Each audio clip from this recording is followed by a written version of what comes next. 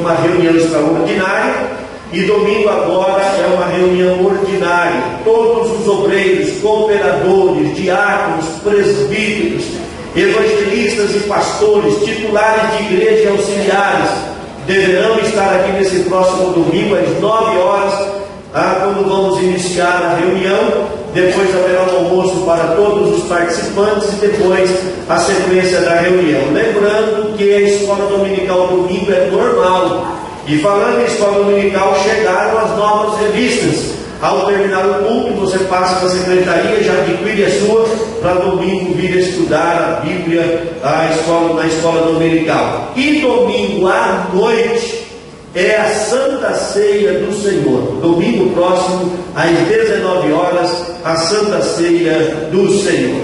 Todos os dias aqui no templo tem oração às 6:30 da manhã. Todos os dias, 6:30 da manhã, a igreja está aberta para você que deseja passar por aqui orar.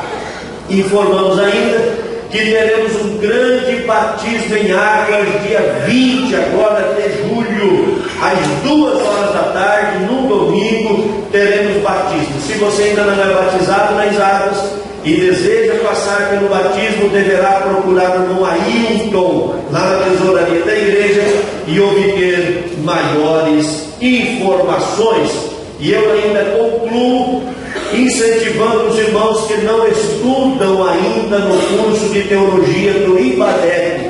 Nós temos classes lindas com um bom número de alunos, e agora inicia-se uma nova matéria. Se você deseja fazer um básico em teologia, um médio em teologia, pode procurar informações na nossa secretaria.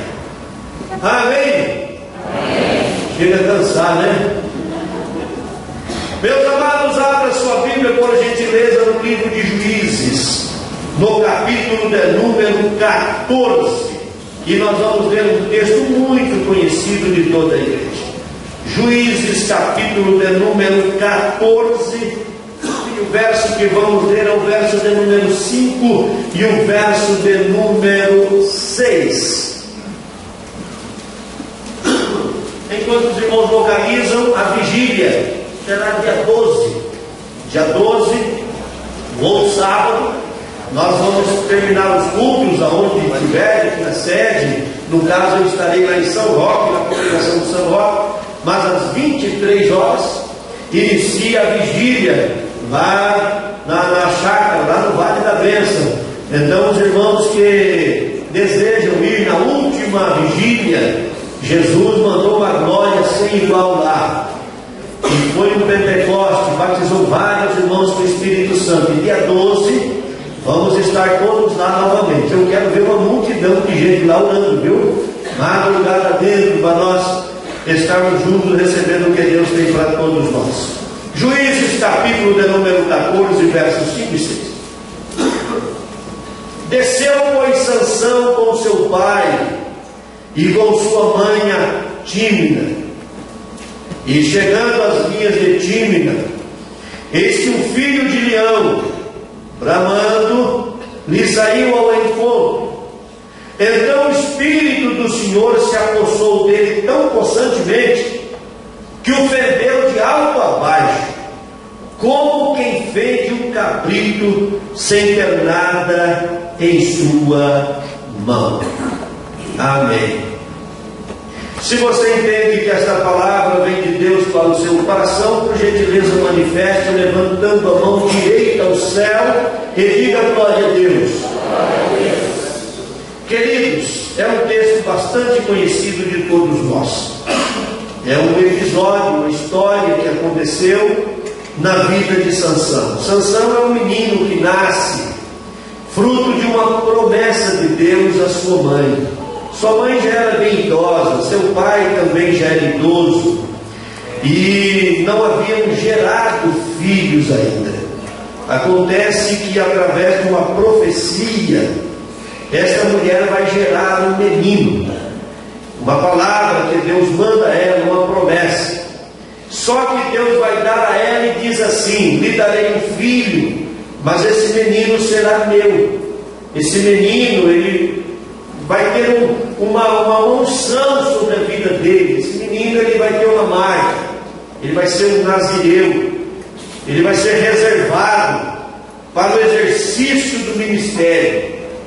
E como a mãe ansiava por esse filho, levou adiante esta possibilidade, inclusive fazendo provas com Deus, e acabam tendo esse filho já na velhice. E esse menino nasce e Deus cerca ele então de exigências, dizendo que ele teria que se enquadrar na lei do nazireado. E entre algumas exigências, ele não poderia, por exemplo, cortar o seu cabelo. O seu cabelo, à medida que ia crescendo, teria que ter tranças nele. Esse menino não poderia tocar o corpo de um morto, nem de um animal, nem de um ser humano. De forma que se o pai ou a mãe morresse, ele não podia tocar neles, enquanto ele exercesse esse ministério, essa espécie debaixo dessa norma, dessa regra, que era a lei do nazireado. Mas o Sansão cresce, cuidado pela mãe, zelado pela mãe, e ele chega numa idade que, como todos os moços, querem ter um compromisso, um relacionamento. E ele chega numa idade, ainda não tinha tido essa experiência, no auge dos seus 40 e poucos anos, num tempo em que as pessoas viviam mais do que vivem hoje, naturalmente.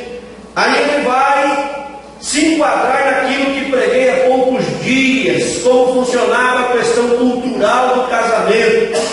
Ele vai até o seu pai e diz: pai, eu gostei de uma moça, filha de fulano de tal, e eu quero que o senhor vá lá porque eu quero me casar com ela. O detalhe é que a moça não era do povo, dos familiares de seus pais.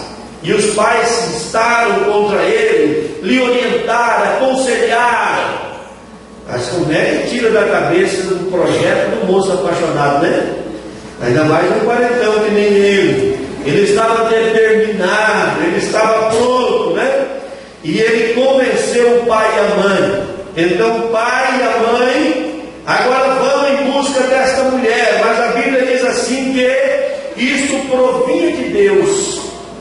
Os caminhos de Deus é interessante. E às vezes a gente falha por não entender o propósito de Deus na vida da gente. Deus não tem pressa em agir. É por isso que por muitas vezes a Bíblia fala da sua longanimidade. Ele é longânimo. Sabe o que a Bíblia diz a respeito de dias para ele? Um dia para o Senhor é como 1000 anos. 1000 anos é como se fosse um dia. Quer dizer, para ele não existe essa questão de tempo, essa limitação. E ele não tem pressa. Aqui nesse episódio, ele está fazendo uma promessa para uma mãe e dizendo: eu vou atender a sua oração. Eu vou lhe dar um filho homem como você deseja. Só que ele vai ser meu, porque daqui a 40 e poucos anos eu preciso usá-lo para libertar o meu corpo. Ele vê o final das coisas desde o princípio. Talvez esta criança que você cuida dela hoje, se seu filho, sua filha, você não tem ideia do que Deus projetou para ela para daqui a 20 anos, há 30 anos. De repente você pode estar cuidando do futuro presidente da República do Brasil. Você pode estar cuidando do futuro prefeito do município. Você pode estar cuidando do futuro pastor desta igreja, do futuro presidente da convenção. Você não tem ideia, porque para nós pais os filhos sempre serão pequenos e sempre serão bebês. Mas eles crescem e quando nascem a Bíblia diz que Deus tem um propósito na vida de cada um deles. Eles são como herança para nós. Ou seja, a gente só cuida. Nós somos o mordomo deles, só cuidamos. Mas quem vai dirigir os passos deles é Deus. Eu fico triste quando eu vejo pais olhando para o filho: esse meu filho é uma peste, esse meu filho é terrível, esse meu filho... Não, meu irmão, comece a profetizar coisas boas, profetizar que ele é bênção. Pode ser que para os outros seja o que seja, mas para você ele é alguém que Deus deu como preciosidade para ser um grande instrumento de Deus lá na frente. Aleluia. Essa mãe está cuidando desse filho. E chega a hora em que ele quer casar. É uma decepção da mãe, do pai, porque a moça não era feia, mas não era dos parentes, e tinha uma cultura, tinha que casar com o da parentela. E aí ele vai